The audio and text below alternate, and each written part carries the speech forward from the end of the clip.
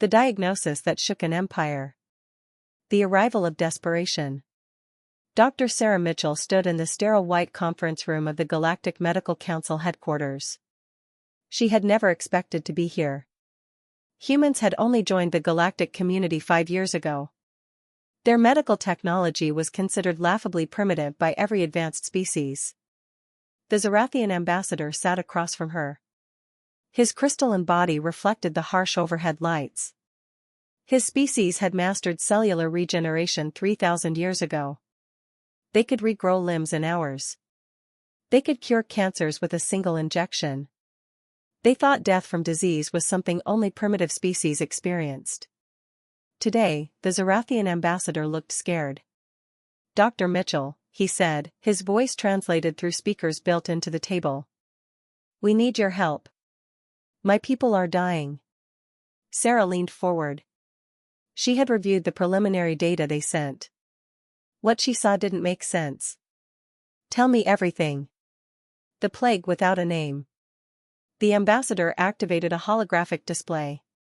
Images appeared showing Zarathian citizens in various stages of illness. Their normally clear crystalline bodies had turned cloudy and gray. Some showed cracks spreading through their structures like ice breaking under pressure.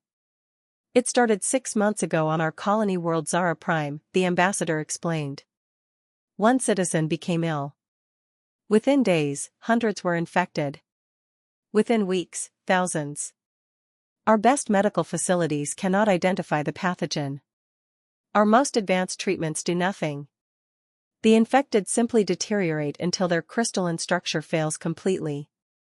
Sarah studied the images carefully. What symptoms do they show before the physical deterioration?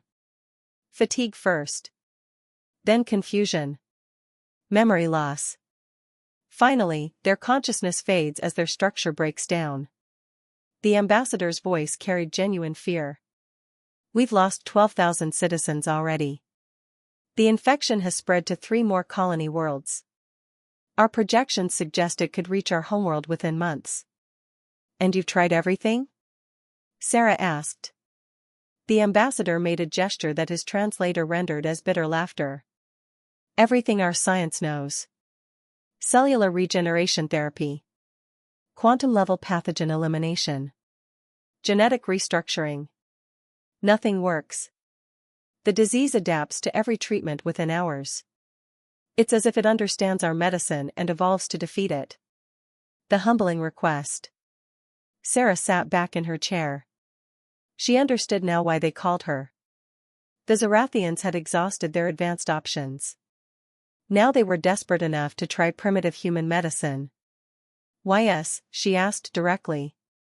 "Your medical technology is centuries ahead of ours. What makes you think we can help?"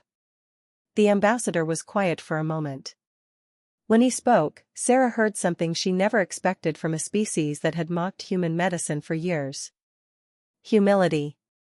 "Because your medicine evolved differently," he said. "You fought diseases for thousands of years without advanced technology. You developed methods we never needed. You understand pathogens in ways we don't because you had to. We could always overpower disease with technology. You had to outsmart it." Sarah nodded slowly. "You're saying your advantage became your weakness?" "Exactly. Our medicine is powerful but narrow. We've forgotten how to think like the diseases think. How to predict their evolution. How to fight them when technology fails." The ambassador leaned forward. "Dr. Mitchell, I know humans are considered medically primitive. But right now, primitive might be exactly what we need." The team assembles. Sarah made her decision quickly. "I'll need a team. My best people. And full access to your medical data, facilities, and patients." "Granted," the ambassador said immediately. "Whatever you need." 2 days later, Sarah stood on Zara Prime with 5 of Earth's best doctors and medical researchers. The colony was beautiful despite the crisis. Crystalline architecture caught sunlight and split it into rainbows. But the streets were empty. Citizens stayed inside, afraid of infection. Dr. James Park, a virologist, stood beside Sarah reviewing data on his tablet. This is incredible. The pathogen isn't biological in the traditional sense. It's more like a corrupted information pattern that spreads through their crystalline neural networks. Like a computer virus, Sarah said. Exactly. But it's also adapting like a biological organism. It's something we've never seen before. James looked up from his screen. Their medical AI can't crack it because the AI thinks in the same patterns as Zorathian biology. The disease exploits those patterns. Dr. Maria Garcia, an immunologist, joined them. I've been studying their immune responses. They don't really have an immune system like ours. Their cellular regeneration just overwrites damage. But this pathogen prevents regeneration. It's specifically designed to attack their greatest strength. Sarah felt pieces clicking together in her mind. What if that's exactly the problem? Their medicine has always been about regeneration and technological intervention.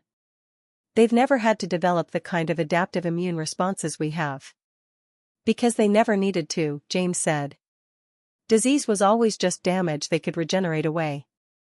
Until now. The radical approach. Sarah called a meeting with the Zorathian medical staff. The head physician, someone whose name Sarah's translator rendered as Crystal Song of Healing, listened with obvious skepticism. You want to do what? Crystal Song asked after Sarah explained her plan. We want to stop fighting the pathogen, Sarah repeated. Your treatments attack it directly. The pathogen adapts. What if we change the battlefield entirely? I don't understand. Dr. Maria stepped forward. On Earth, we learned that sometimes the best way to fight disease isn't to attack the pathogen. It's to strengthen the host. To change the environment the pathogen lives in so it can't survive. But our regeneration systems are already at maximum, Crystal Song protested. We're doing everything to strengthen our citizen structures. That's not what we mean, Sarah said. She pulled up human medical research on her display. Look at this. When humans get infections, our bodies don't just try to regenerate damage. They create fever to make the environment hostile to pathogens. They produce antibodies that target specific threats. They activate complex immune cascades that adapt in real time. Crystal Song studied the data. This is incredibly inefficient. Why would bodies create conditions that also harm the host? Because sometimes you have to make yourself an inhospitable environment for the disease, James explained. Even if it's uncomfortable. Even if it causes temporary harm. The key is surviving long enough for the pathogen to die before the host does. The first test. They started with one volunteer patient. A young Zorathian named Bright Pattern whose crystalline body was already showing advanced deterioration. The traditional prognosis gave him 3 days to live. Sarah's team didn't attack the pathogen. Instead, they introduced carefully calibrated stress factors to Bright Pattern's system. They altered his cellular regeneration patterns to make them less predictable. They introduced controlled instabilities that forced his body to adapt rather than simply regenerate. It was the opposite of everything Zorathian medicine stood for. It looked like they were making him worse. The Zorathian medical staff watched in horror as Bright Pattern's condition initially declined. The cloudiness in his structure spread faster. More cracks appeared. Crystal Song demanded they stop the treatment. Give it time, Sarah said, her hand steady even though her heart raced. Trust the process. Your process is killing him. Crystal Song shouted. No, Maria said quietly, watching her monitors. Look at the pathogen readings. It's not adapting. For the first time since this started, the disease isn't evolving to counter treatment. Sarah leaned forward, hardly daring to breathe. Maria was right. The pathogen that had adapted to every Zorathian treatment within hours was confused by the human approach.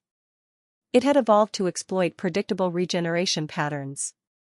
The unpredictable stress responses Sarah's team introduced didn't follow those patterns. The disease couldn't adapt to chaos. The turning point. Bright patterns condition stabilized after 18 hours. At 36 hours, the cloudiness in his structure began to clear. At 48 hours, the cracks started healing. At 72 hours, he was sitting up and talking, asking when he could go home.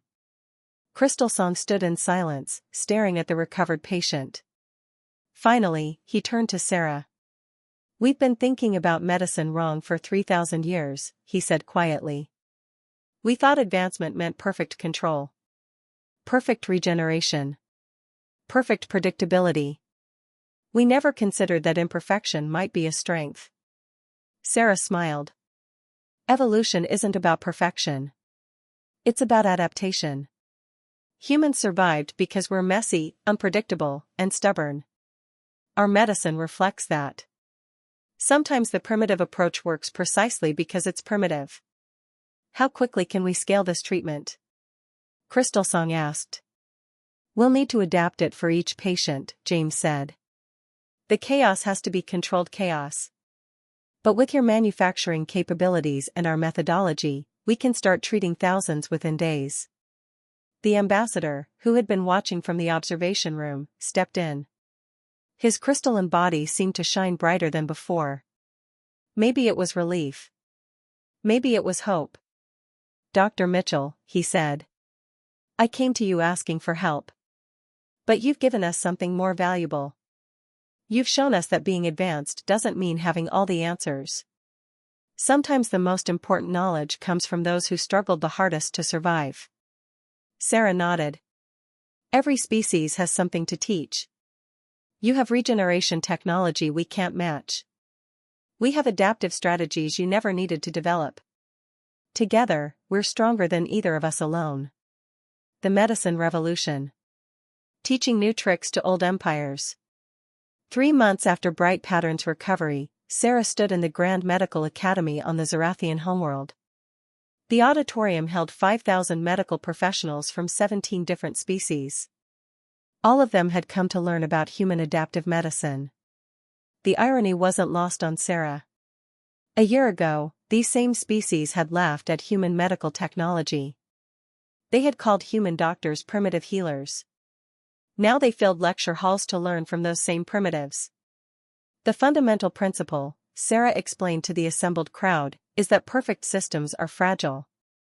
They work beautifully until they encounter something they weren't designed for. Then they fail catastrophically."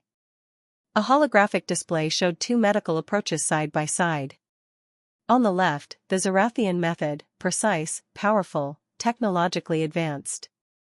On the right, the human method, messy, adaptive, seemingly chaotic. Zarathian medicine could regenerate almost any damage, Sarah continued. But when faced with a pathogen that specifically targeted regeneration, it had no backup plan. Human medicine developed backup plans for our backup plans because we had to.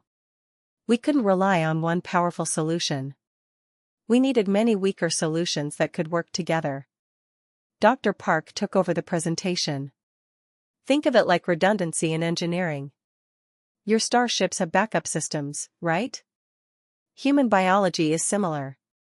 We have immune responses, fever responses, inflammation responses, cellular repair systems, and more. They overlap. They're inefficient. But they're resilient." The difficult lessons. A Vexorian doctor, her tentacles waving in agitation, stood up. "But this approach is so inelegant. We've spent millennia refining our medical techniques to be precise and efficient. You're suggesting we introduce randomness and chaos into treatment protocols." "Controlled chaos," Sarah corrected. "And yes, it feels wrong to species that achieved medical advancement through technological power. But consider this, on Earth, antibiotic resistance became a crisis because bacteria evolved faster than we could develop new drugs. We learned to rotate treatments, combine approaches, and use our immune systems as partners rather than passengers. That unpredictability kept pathogens from adapting."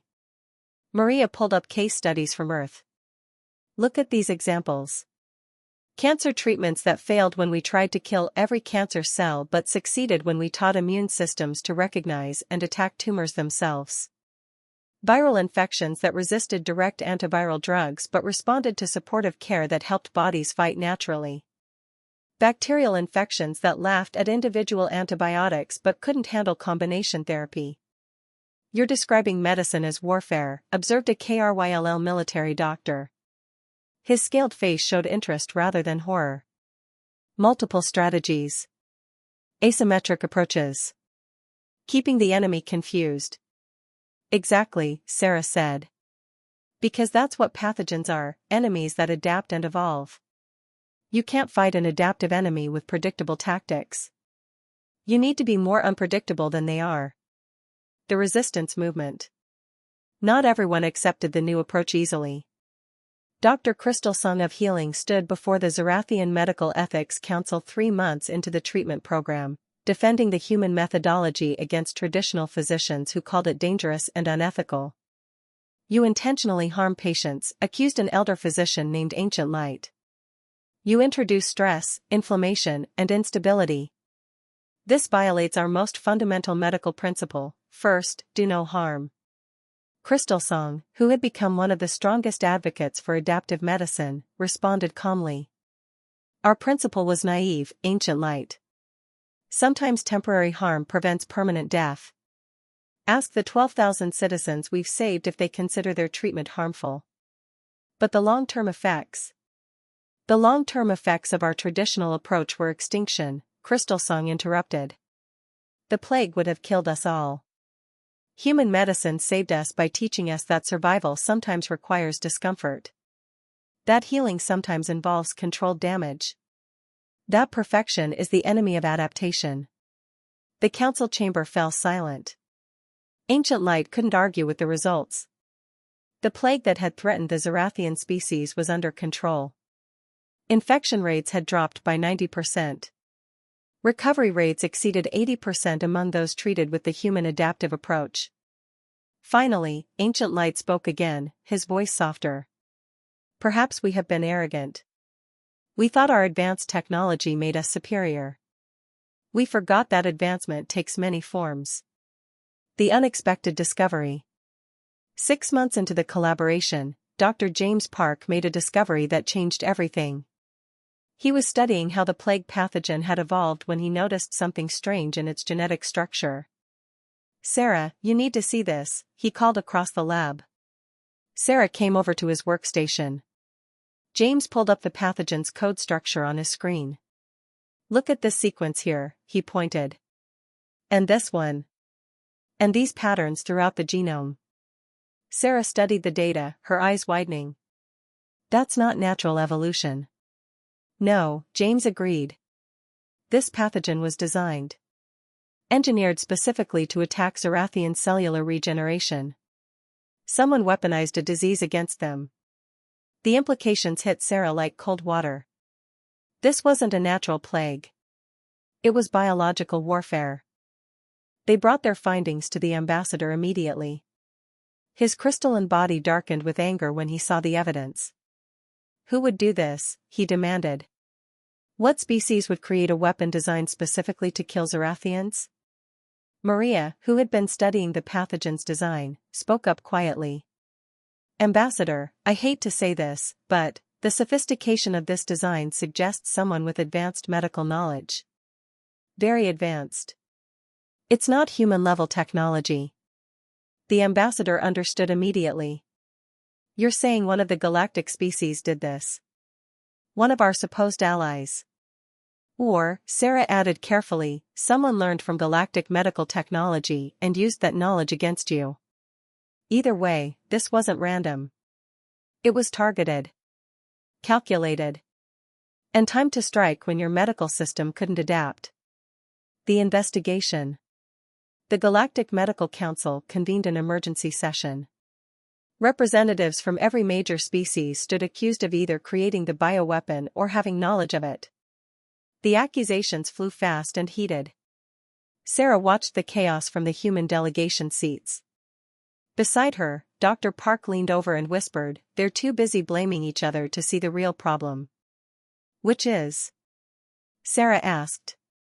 "That whoever did this studied Zarathian medicine so thoroughly they knew exactly how to defeat it. They understood that advanced regeneration technology would have no defense against a pathogen designed to exploit it. They weaponized the Zorathians' greatest strength against them. Sarah stood up suddenly. "Council, may I speak?" The chamber quieted. The human representative was still viewed as somewhat quaint, but her role in saving the Zorathians had earned respect. "You're all asking who did this," Sarah said. "But that's the wrong question. The right question is, why was it possible? Why did the most medically advanced species in the galaxy have zero defense against a targeted biological attack?" The chamber remained silent. "I'll tell you why," Sarah continued. "Because you all made the same mistake. You achieved such advanced technology that you forgot the basics. You forgot that medicine is fundamentally about adaptation. About having multiple strategies. About being unpredictable enough that your enemies can't exploit your predictability." A Vexorian counselor spoke up. "Are you suggesting we're all vulnerable to similar attacks?" "I'm saying that any species that relies on a single approach to medicine, no matter how advanced, is vulnerable," Sarah said. The Zorathians had perfect regeneration but no adaptive immunity. What do the Vexorians have? Perfect neural connection, but what happens if that network is targeted? What about the KRYLL with their cellular fortification? What happens if something bypasses those fortifications? The implications spread through the chamber like ripples in water. Every species suddenly realized their own potential vulnerabilities. The new alliance. Out of that realization came something unprecedented, the Interspecies Medical Research Collective. Every major species contributed their advanced technology. Humans contributed their adaptive strategies and evolutionary thinking. Dr. Crystal Song of Healing became the collective's first director. At the opening ceremony, he addressed the assembled medical professionals with words that would be remembered for generations. "For thousands of years, each species developed medicine in isolation," he said. "We each thought our approach was best. The Zorathians had regeneration. The Vexorians had neural networking. The KRYLL had cellular fortification. The humans had adaptation. We were all correct. And we were all incomplete." He gestured to the humans in the audience. "When the plague struck my people, we were forced to learn humility. We learned that the species we had mocked as primitive had knowledge we desperately needed. They saved us not despite their primitive technology, but because of it. Because they learned to fight disease without the crutch of advanced technology, they developed strategies we never imagined." Sarah felt tears in her eyes as Crystal Song continued. "Today, we begin a new era of galactic medicine. One where no species stands alone. Where Zorathian regeneration combines with human adaptive immunity. Where Vexorian neural integration enhances KRYLL cellular fortification. Where every approach strengthens every other approach. Together, we will build a medical system that cannot be defeated by any single weapon because it has no single weakness." The legacy. 2 years later, Sarah stood in the same conference room where the Zorathian ambassador had first asked for her help. The room looked the same, but everything else had changed. The Interspecies Medical Collective had transformed galactic healthcare. Diseases that once killed thousands now had multiple treatment approaches. Bioweapons that might have devastated entire species were stopped before they could spread. And every species had learned to value the knowledge others brought, no matter how primitive it seemed. The ambassador, now a close friend, sat across from her. "I've been thinking about that first meeting," he said. "When I came here desperate and scared, asking the primitive humans for help. I was so ashamed to ask. I thought it meant we had failed." "And now?" Sarah asked. "Now I understand that asking for help wasn't failure. It was wisdom. The real failure would have been dying because we were too proud to learn from others." He smiled, his crystalline body reflecting rainbow light. "You saved my species, Dr. Mitchell. But more than that, you taught the entire galaxy that advancement isn't about having the best technology. It's about having the wisdom to learn from everyone, especially those you think have nothing to teach you." Sarah smiled back. We learned from you too. Your regeneration technology has revolutionized human medicine. Zarathian crystal synthesis combined with human adaptive strategies has created treatments we never dreamed possible. That's the real lesson, nobody has all the answers. But together, we have enough. The final truth. As Sarah prepared to return to Earth after 2 years on Zara Prime, she stood one last time looking out at the crystalline city. Dr. Park joined her at the viewport. Do you think they ever caught whoever created the bioweapon? He asked. Sarah shook her head. No. And honestly, I'm not sure it matters anymore. Whoever they were, they thought they could destroy the Zarathians by exploiting their medical blind spots. Instead, they forced the entire galaxy to confront their own vulnerabilities. They accidentally created the strongest medical alliance in galactic history. James laughed. So the attack that should have destroyed a species ended up making everyone stronger. That's humanity's real gift to the galaxy, Sarah said. Not our primitive medicine. Our ability to turn disasters into opportunities. To find strength in weakness. To adapt when adaptation seems impossible. We survived on Earth not because we were the strongest or the smartest or the most advanced. We survived because we never gave up. Because we learned from every failure. Because we understood that being primitive isn't a weakness if you're clever enough. As her shuttle lifted off from Zara Prime, Sarah watched the crystalline planet shrink below her. Somewhere down there, Bright Pattern was living a full life. 12,000 Zarathians who should have died were raising families and pursuing dreams. And medical professionals from 17 species were working together, learning from each other, building something stronger than any single species could have created alone. The alien empire had laughed at human primitive medicine. Now they taught it in their most advanced medical academies. Because sometimes the most important lesson is learning that primitive and advanced are just different paths to the same goal, survival. And nobody survived better than humans.